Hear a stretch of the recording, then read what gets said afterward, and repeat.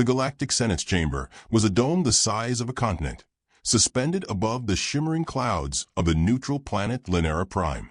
1,000 alien species sat in organic seats that pulsed faintly with light and life, each representing a corner of the known universe.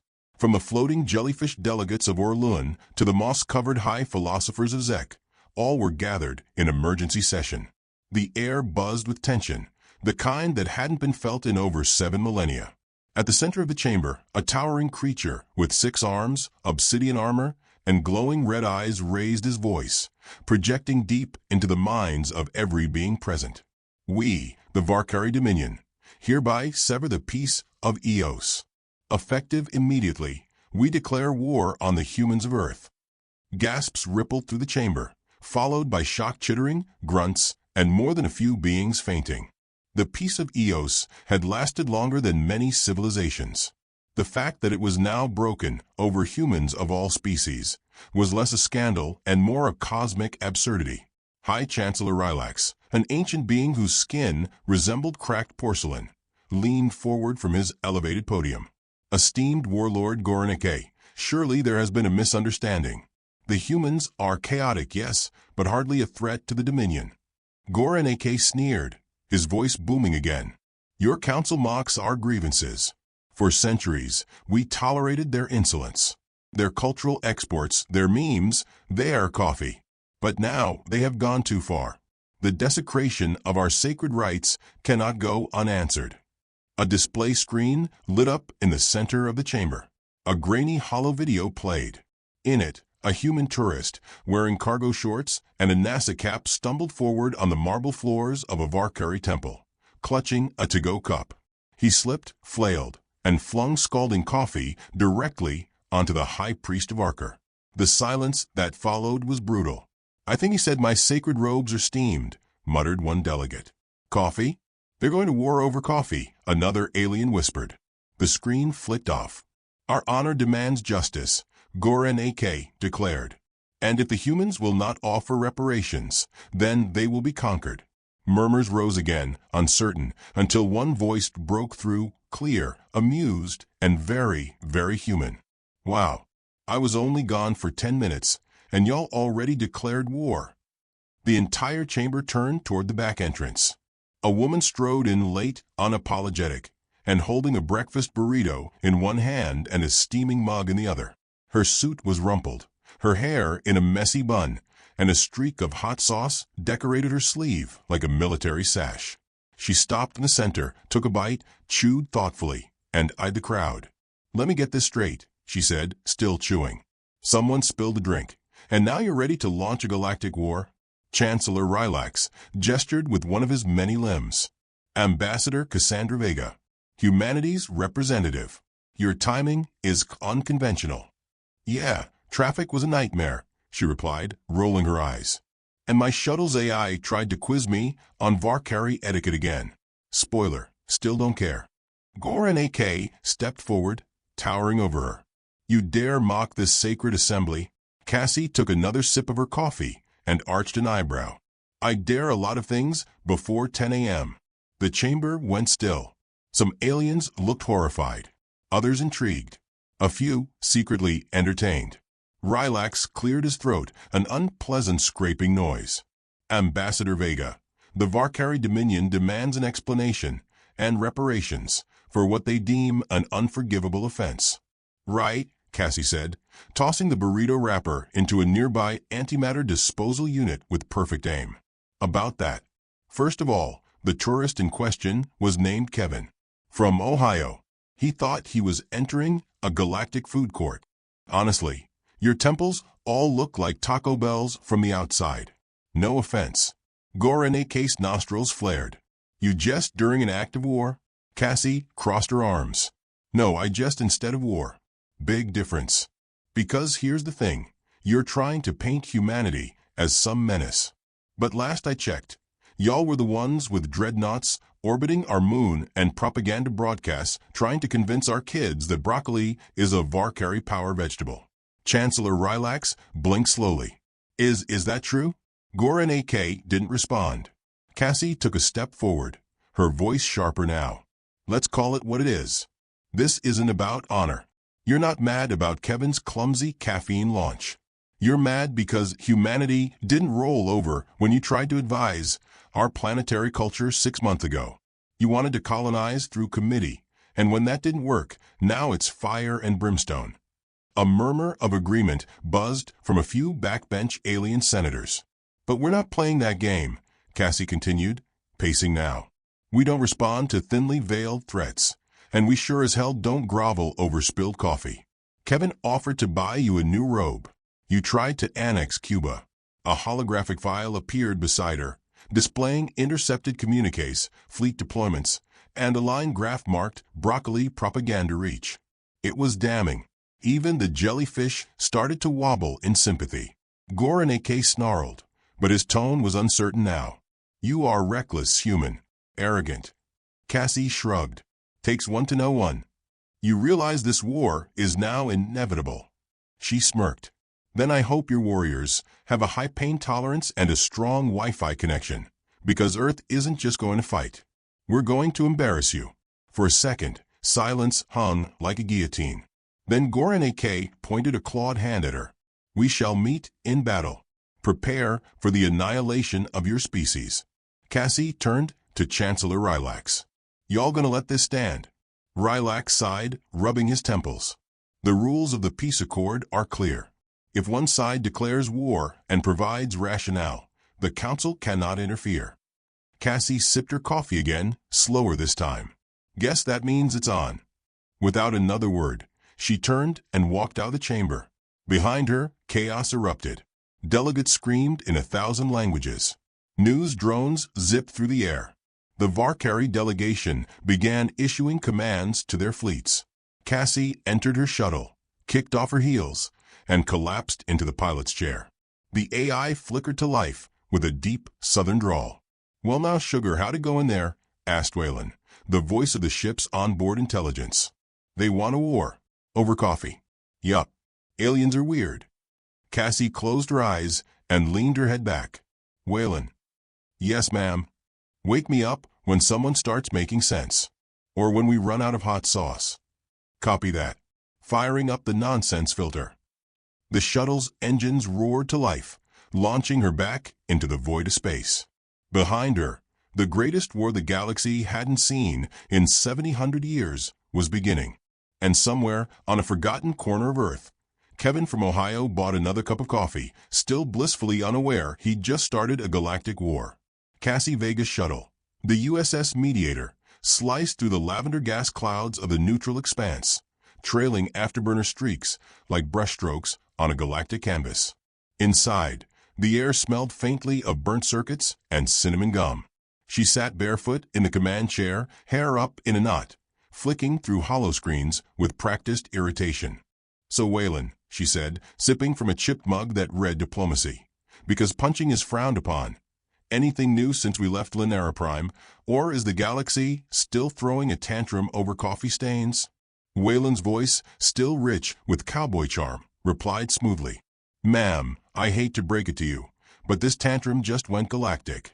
Varkari dreadnoughts moved into Earth's lunar orbit. They're posturing. No weapons discharged, but they've started broadcasting poetry. Cassie frowned. Poetry. Yep. Aggressive haiku, from what I can tell. One of them ends with "Your bean bruised dishonor me." She rolled her eyes and sighed. Fantastic. We're being threatened by emotionally repressed space samurai with caffeine issues. The central conflict was clearer now. It wasn't just about pride. The Varkari needed a public win, something to unify their crumbling dominion. Earth, with its memes, sarcasm, and refusal to take anything seriously, had become a perfect scapegoat. This wasn't war for justice. It was war for ratings. She leaned back, trying to shake off the weight pressing on her shoulders. So, the council won't step in, huh? Nope. They're citing neutrality protocols. Although the CH-RAC consortium did offer to sell us a peace insurance package that includes an escape pod and a coupon for intergalactic therapy. Cassie chuckled. That sounds about right. The screen pinged, displaying a transmission request. The Varkari wanted to talk. Again. She wiped hot sauce off her sleeve, pulled her jacket on, and accepted the call. Warlord Gorenike appeared on screen, resplendent in bone-plated armor, sitting upon a throne forged from the weapons of defeated enemies, or maybe just some poorly welded junk. His backdrop featured a swirling maelstrom and ominous choir music that was clearly piped in for drama. "Ambassador Vega," he intoned, voice soaked in theatrical venom, "we accept your proposal for a challenge." Cassie blinked. "What proposal?" "The ancient right of the duel of wits. Our intelligence interpreters tell us this is your species' preferred method of conflict resolution." She tilted her head. "You mean arguing?" Gorenike raised one imperious brow ridge. "A battle of words. Insults, rhetoric, psychological warfare. You may even bring your sarcasm." Cassie leaned forward, intrigued. "And if I win?" "We will delay our invasion and reconsider hostilities. If I win, Earth will submit to cultural recalibration, starting with a universal ban on sarcasm and all musical forms involving banjos." She clutched her chest dramatically. "You monster. This contest shall occur on our capital, Varker's Core. You will arrive within 3 rotations. Prepare your mind and your tongue." He cut the feed with a flourish.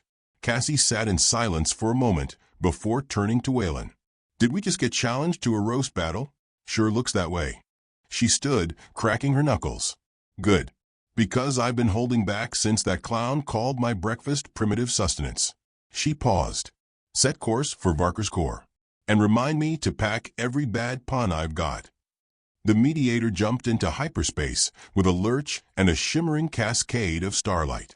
During the journey, Cassie began preparing in her own unique way, re-watching stand-up specials, reviewing old Earth memes, and mentally composing insults sharp enough to slice through titanium. Waylon, ever the multitasker, monitored galactic chatter. "We've gone viral," he reported. "Oh no." "Oh yes. Footage from the council chamber. Your coffee mug is trending. There's already merch." Cassie groaned. "Please tell me someone didn't make a shirt that says brewed for war." Waylon was silent a moment. "Too late. There's also espresso yourself, and Bean there fought that." She buried her face in her hands. Humanity's doomed. As they neared Varker's Core, the system's red dwarf star cast a blood-orange glow across the sleek black armor of the Varkari fleet. Dozens of dreadnoughts flanked the capital world, all spiky and menacing like sea urchins with vendettas. The planet itself was intimidating, a sphere of black rock and violet storms, with Gothic architecture rising like teeth from the surface. The orbital control tower hailed them with all the warmth of a DMV clerk with a hangover. "State your purpose," came the voice, deep and monotone. "Ambassador Cassandra Vega," she replied, arriving to accept Gorenike's duel of wits challenge. "I brought my A-game and a backup SAS module." There was a pause. "You are cleared to land. Weapons must remain offline. Snark, however, is not regulated." The shuttle touched down in a hangar the size of a football stadium, flanked by grim-faced Varkari guards. Cassie emerged alone, armed only with her diplomatic badge and a roll of cinnamon mints. She adjusted her suit jacket and walked forward as the hangar doors parted to reveal a grand arena. Inside, a massive crowd of Varkari filled dark stone bleachers. A dozen alien dignitaries watched from hovering platforms. At the center stood Gorenike, flanked by ceremonial scribes and a floating crystal that recorded everything. Cassie approached the platform opposite him and took her position. A booming voice announced the rules. 3 rounds, 1 winner, galactic bragging rights on the line. Gorenike stepped forward. "I shall begin." He launched into a dramatic monologue about the decay of Earth's cultural standards, quoting outdated TV tropes and calling human fashion the aesthetic equivalent of a migraine. His closing insult referenced Earth's obsession with pineapple on pizza. Cassie waited for the applause to die down, then stepped into the circle. "Thank you, Warlord Gorenike," she said sweetly. "That was a solid TED Talk on intergalactic grumpiness. But let me counter with this. The reason you fear us isn't because we're disrespectful. It's because we're unpredictable. You've had the same hairdo for 6 centuries. We've changed Galactic slang 6 times since breakfast. The crowd murmured. Goran AK scowled. You think honor is wearing skulls and frowning at sunsets. But honor, to us, is protecting your people, laughing in the face of doom, and yes, sometimes throwing a drink when the universe gets too serious. The scribes frantically translated and recorded. Your empire wants to conquer us with intimidation. But humans? We turn our trauma into sitcoms, our rebellions into parades, and our pain into punchlines. We don't break. We meme. The crowd was starting to shift. A few Varkari chuckled under their breath. Round 1 went to Cassie. Goran AK came back with fire in his eyes. He doubled down on human arrogance, mocking Earth's contradictions, celebrating liberty while bickering over internet debates. His voice thundered with self-righteous fury. Cassie waited until he finished, then leaned into her mic with a smirk. Great speech. Real spine-tingling. Almost made me feel bad for you. Another wave of laughter. Thing is, you're not wrong. We are a mess. We argue, we trip over our own inventions, and we occasionally elect lunatics. But we evolve. Fast. You guys still use ceremonial forks that can slice a comet. And for what? To eat boiled tubers? We put a man on the moon with a calculator that had less memory than a Tamagotchi. The laughter grew louder. She finished. You fear us because we laugh at danger. And we laugh because it's the only weapon you can't predict. A deep silence followed. Goran AK's jaw clenched. Then he did something no one expected. He activated the override. The duel's rules shattered. The arena trembled. Guards surged in, weapons drawn. Cassie's instincts kicked in. She ducked, twisted, and yanked her titanium coffee wrench, technically a maintenance tool, but she'd used it to stop a robbery once. It came crashing down on the first guard weapon, disabling it. Wayland's voice crackled through her earpiece. You've got 20 seconds before they lock you down. I'm patching into the mainframe. Try not to die. Trying, she growled, kicking over a hover podium and bolting toward the exit. Goran AK's voice echoed behind her. Seize her. She has defiled the right. Defiled? You rigged it, she shouted, sliding under a blast door as it slammed shut behind her. She sprinted through the corridors, alarms blaring, diplomatic status officially revoked. But even as she ran, she was smiling, because the crowd had laughed. And that meant she'd already won the first real battle. Wayland's voice came again. Got us a route. Emergency maintenance tunnels. Might smell like feet. I've smelled worse, she replied. Cassie dove into the tunnel and vanished into the guts of Varker's core, pursued by fury, politics, and a rapidly collapsing diplomatic mission. Somewhere above, the duel's recording had already gone viral. And now the whole galaxy was watching. Cassie dropped into the maintenance tunnel, landing hard on one knee before scrambling to her feet. The air smelled of engine grease, ozone, and something vaguely like burnt popcorn. Overhead, security sirens wailed in jagged, warbling pulses. Wayland's voice buzzed in her earpiece, calm as ever.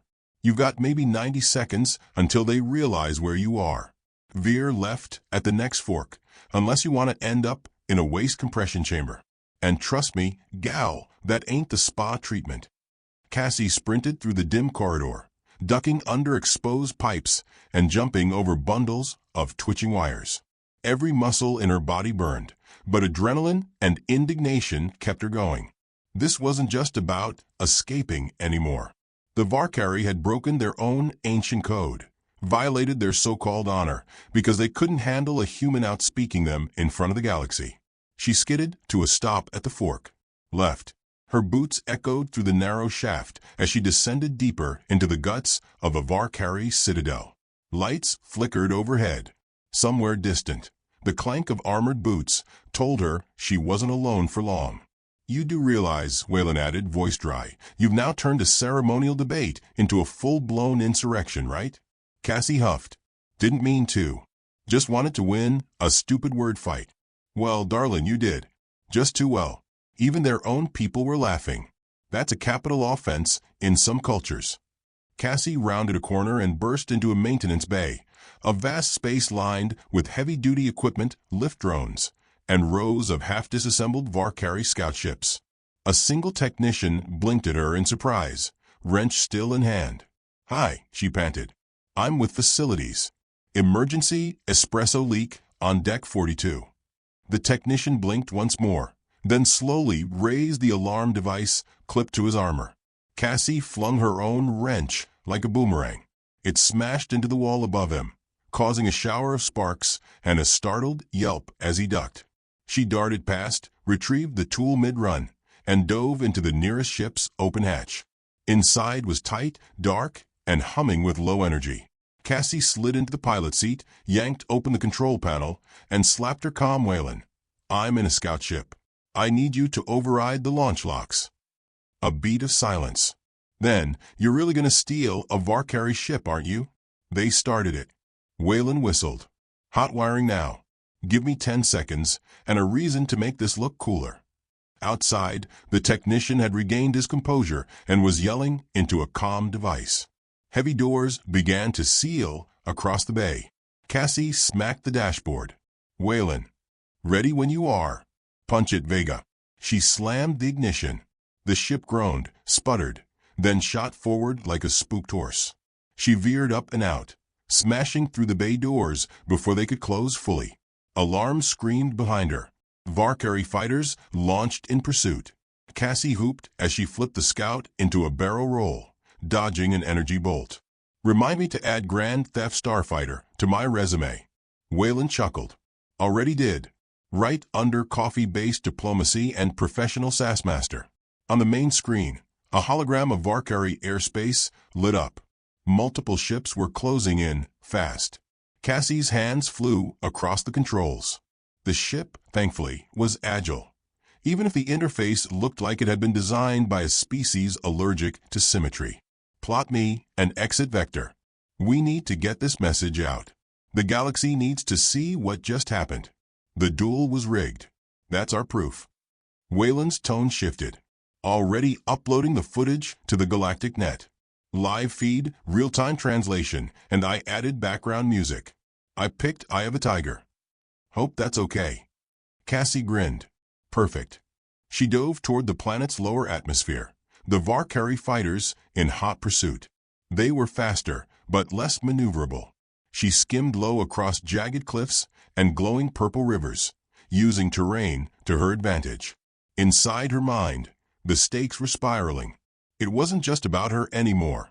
Humanity's reputation was on the line, and so was the galactic understanding of who held power. If the Valkyrie could silence laughter with force, if they could rewrite the rules mid-duel and still claim honor, then no civilization was safe from that kind of narrative control. A blast grazed her ship's flank, sending up sparks and triggering the onboard fire suppression foam. Cassie gagged as the cabin filled with the scent of artificial lavender. "Wayland." Yeah, I got it. Rerouting coolant, sealing hull breach. Can't do anything about the smell, though. Galactic standard. Figures." Another explosion rocked the skies behind her. She didn't look back. "Cassie," Wayland said, tone clipped, "we've got a bigger problem. Incoming transmission. Unauthorized, untraceable origin. It's bouncing off every relay in the system. Someone's trying to talk to you. Real time." "Put it on," she barked. The screen flickered, then settled into a static-laced image. It was a Valkyrie, female, younger by the look of her bioskin data, maybe early 40s in Earth years. She wore military armor, but not the formal kind. Her expression was guarded, but not hostile. "My name is Commander Verana," the woman said. "I do not speak for the Dominion. I speak for its soldiers." Cassie blinked. "Okay, unexpected. Go on." "You should know," Verana continued, "the moment you made Goranikade look like a fool, morale among the lower ranks fractured. We've been questioning his leadership for years. This war is a farce. Most of us know it. You just gave us a reason to admit it." Cassie narrowed her eyes. "So what? You want me to do your rebellion PR for you?" "No," Verana said plainly. "I want to help. If you can get off planet, there are ships sympathetic to your cause waiting at the fringe belt. But you need to survive the next 15 minutes." Cassie considered that. How do I know you're not setting me up? You don't, Verana replied. But if I wanted you dead, I wouldn't have interrupted a perfect ambush vector to warn you. Fair point. Fine, Cassie muttered. Send coordinates. Wayland. Already tracking the signal. Got M. Looks legit. Also, she's got a sense of humor. Her ship's name translates to spicy regret. I kinda like her. Cassie rolled her eyes and jerked the stick hard right, avoiding another blast. Let's go meet the rebels, then. Try not to die on the way. The chase escalated. Enemy fighters closed in. One clipped her left stabilizer, sending the ship into a spiral. Cassie gritted her teeth, muscles straining as she fought the controls. Sparks flew. Flames licked at the vents. Wayland cursed in binary. Then, suddenly, stillness. A brilliant blue beam shot from above, incinerating one of the pursuing fighters. Then another. Cassie looked up. A sleek, gray ship with asymmetrical thrusters and glowing red fins pulled into escort position beside her. Verana's voice came through again. Like I said, we've got you. Cassie exhaled slowly, letting tension bleed from her body.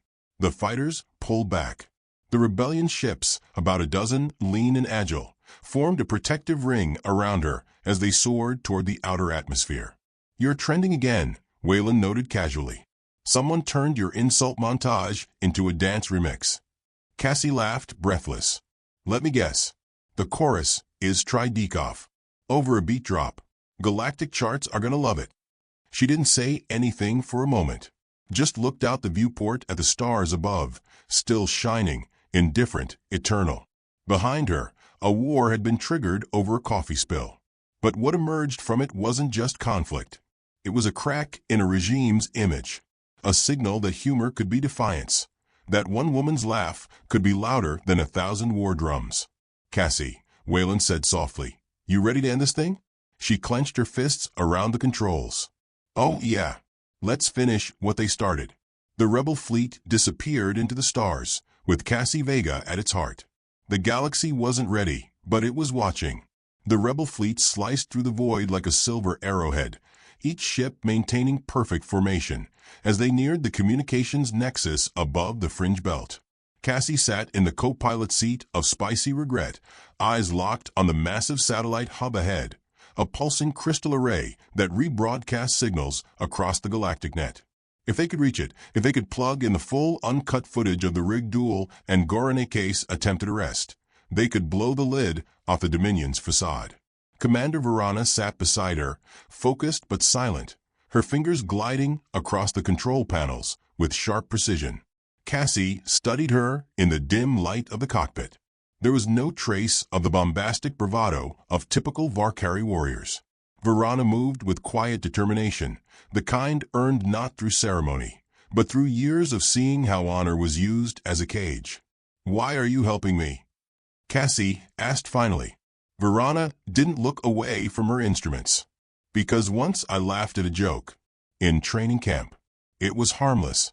A line from an old Terran comedy that snuck into our data archives. I laughed. My commanding officer saw. 2 weeks later, I was reassigned to Waste Bay maintenance. Laughter is considered a weakness, a deviation. You mocked our warlord on the galaxy's biggest stage. You did what we've only dreamed about. Cassie nodded slowly, respect blooming behind her eyes. Well, I'm glad my caffeine-fueled sass helped start your revolution. Humor is contagious, Verana said. But truth, that's a wildfire. Before Cassie could respond, Wayland crackled in her earpiece. Brace yourselves. We've got company. For Dominion dreadnoughts just jumped in from a flank. They're running block formation, locking comms, preparing to intercept. Verana's jaw clenched. They'll try to shut down the array before we can upload the footage. They know what's coming. Cassie leaned forward. Then we do it fast. Aboard the Nexus, a team of rebel engineers was already preparing the uplink. The array was shielded, but not armed. It was built for information, not warfare. If the Dominion destroyed it, they'd sever hundreds of galactic networks. Even for them, that would be a point of no return. But Cassie knew Goraneke didn't care anymore. He was cornered, and corner tyrants always bit hardest. "Patch me through to the Dominion fleet," Cassie said. Wayland hesitated. "You sure about that?" "Just do it." A second later, the main screen filled with the scowling visage of Goran AK. His armor was dented, his throne slightly askew. He looked tired, desperate. Behind him, his bridge officers worked in frantic silence. "You dare address me now, criminal?" he spat. Cassie folded her arms. "You keep using that word.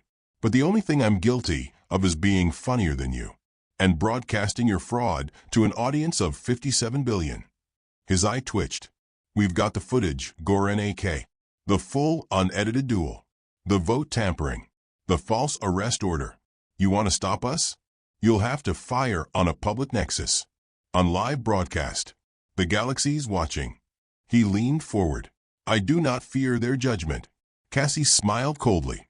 "You should." He cut the signal. Immediately, the dreadnoughts opened fire. Explosions rocked the space around them, concussive bursts of violet energy tearing across the void. The rebel ships moved in tight, weaving a protective screen between the Nexus and the incoming assault. Spicy regret shuddered as a blast grazed its starboard wing. "We need 2 more minutes for full upload," Wayland shouted. Cassie gripped the console. "We don't have 2 minutes." Verana didn't flinch. "Then we buy it." She veered the ship into a tight arc, diving directly into the Dominion formation. A mad move. Cassie grabbed the support bar as G-forces slammed her into the seat. "What are you doing?" "Creating a distraction," Verana replied. "You said humans are unpredictable. Let's see how they handle it when Valkyrie join the chaos." The rebel ships responded instantly, breaking from formation to engage the dreadnoughts directly. It wasn't a fair fight. The rebels were faster, but outgunned. Cassie watched as one ship spiraled into fire, another breaking apart in silent agony. The sacrifice churned her stomach, but there was no time to grieve. Not yet. On the Nexus, the upload timer ticked down, 40 seconds, 35, 30. Then the largest dreadnought turned its cannon, not toward the rebel ships, but toward the Nexus itself. Cassie's breath caught. "He's going to destroy it." Wayland's voice dropped an octave. "I can reroute the signal. I just need someone to fly into the beam's path and relay it before impact." Cassie looked at Verana. "We'd never survive that." "I know," she said quietly. Then she stood. "No," Cassie said, realizing her intent. "No. You started this rebellion. They need you." "They need you," Verana said. "You're the face of this now. You made them laugh. You made them listen." Cassie stood too, chest tightening. "Don't you dare martyr yourself for me." "I'm not dying for you," Verana said. "I'm dying for the next girl who laughs in training camp and doesn't get punished for it." She didn't wait for permission. She moved to the escape shuttle, climbed in, and launched within seconds. Cassie watched in silence, hands clenched. The dreadnought's cannon charged. The beam fired, a lance of pure destruction. Verana's shuttle dove straight into it, deflecting the shot just long enough for the Nexus to complete the upload. The screen blinked. Transmission complete. File authenticated. Galactic net broadcast initiated. Cassie sank into her seat, eyes burning. Verana was gone. But the truth wasn't. Within seconds, the entire galaxy lit up. Screens in 1,000 systems flickered with Cassie's face, with footage of Goran AK rigging the duel, declaring unjust war, violating ancient laws. Public reaction exploded, some stunned, some furious, many laughing in disbelief. Laughter turned into rage. Rage into movement. Within the hour, rebellion sparked on Valkyrie mining colonies. 2 Dominion governors defected publicly. The council reconvened an emergency session, this time without Goran AK's seat at the table. And Cassie Vega, weary, grieving, and half-soaked in coolant, stood alone in the empty cockpit of a ship that didn't belong to her, watching the stars blink as if in approval. Wayland's voice was soft. "She bought us a future." Cassie nodded. "Then we make it count." "News just in," Wayland added, voice brightening. "The Galactic Council has officially denounced the Dominion's leadership. There's a growing petition to name you peace envoy of the outer sectors." Also, your mug is now the top-selling merch item on 17 planets. Cassie huffed a laugh, wiping her eyes. All this because Kevin spilled a damn coffee. That's humanity for you. Chaos in a cup. A new transmission pinged on the console. This one from Earth. A familiar face filled the screen. President Meitanaka, wearing a rare smile. Ambassador Vega, she said, you just ended the longest peace in galactic history, and somehow made the universe safer because of it. We owe you. Come home. There's a crowd waiting. Cassie stared at the stars one last moment, thinking of Verana, of every laugh stifled under tyranny, every truth hidden under protocol. Then she smiled, slow and sure. I'll come home. But we're bringing the whole damn galaxy with us. The ship turned toward Earth, engines glowing. The war had started with laughter. Now the galaxy couldn't stop listening.